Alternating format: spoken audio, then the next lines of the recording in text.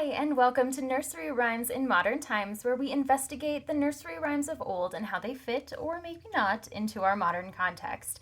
Today we're going to talk about how privilege works its way into nursery rhymes, especially when you may have a different viewpoint than some of the people that you serve, either in your library story time or in your classroom. So, when we talk about privilege and nursery rhymes, we're talking about a lot of things that we've mentioned before in this conversation if you've visited some of our other videos.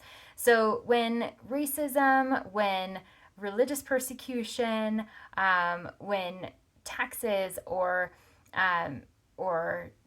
ageism or various other aspects of society work their way into nursery rhymes, it can really affect the kiddos that are hearing those nursery rhymes. So whether you have a direct link to the things that might be injurious in the story times and the nursery rhymes that you're sharing or not, it's important to note the things that might be impacting the families that you are serving.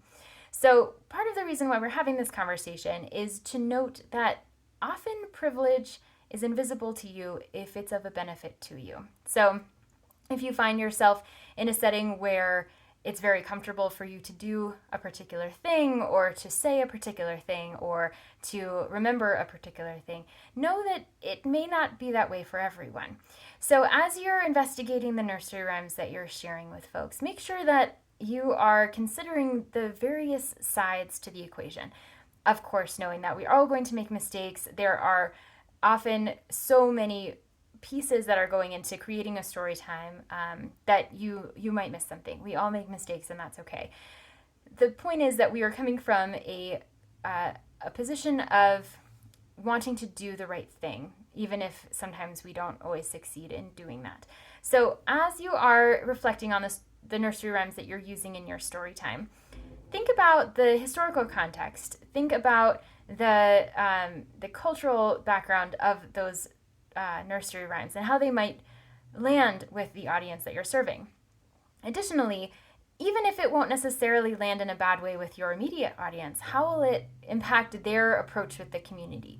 So when they go out into their greater community, who will they be interacting with? Will this nursery rhyme come out as your child is playing with another one on the playground? How will that impact their relationship and the comfort level of one versus the other in that context? So again, privilege is really hard to see if it's benefiting you. So that's why these conversations are encouraging you to step back, take a look at the things that you are doing, especially with the nursery rhymes that have existed for hundreds of years and came about in a different time than our current time. So everything lands a little bit differently now than it did 100, 200 years ago. So how does that work into what you are sharing with your kiddos?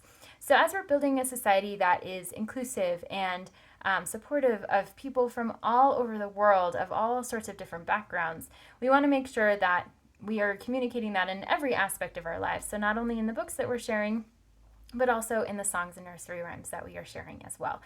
So one of the things that I recommend is kind of taking a look at your presentation in a more holistic context. So whether you are only sharing nursery rhymes with kiddos, whether you are doing a full-fledged story time, whatever it might be, take a look at what you are sharing, write it down, and then compare it to one another. Are you doing a lot of songs that maybe focus on one thing versus another thing? Are you reading a lot of books that focus on animal characters instead of human characters?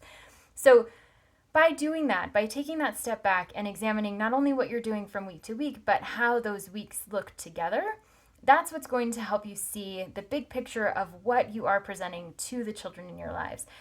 And if you're finding that what you're doing is fitting what you're aiming for, that's awesome. If you're finding that you're not necessarily hitting the mark or that you might be missing something in your delivery, that's your opportunity to make those shifts and adjustments to make your whole presentation more holistic and complete in its delivery. So I would love to know how you have approached this, if you have a way that works for you as far as evaluating the story time or the nursery rhymes that you're sharing with your kiddos and making sure that you are doing the things that you are setting out to do by presenting those things. Please feel free to share in the comments below or reach out to me directly. You can find my contact information below this video. And also please remember to like, subscribe, and share so that we keep this conversation going. We get a lot of voices in the mix and we can all learn from all of those additions. Thank you so much for joining me, and I will see you again soon.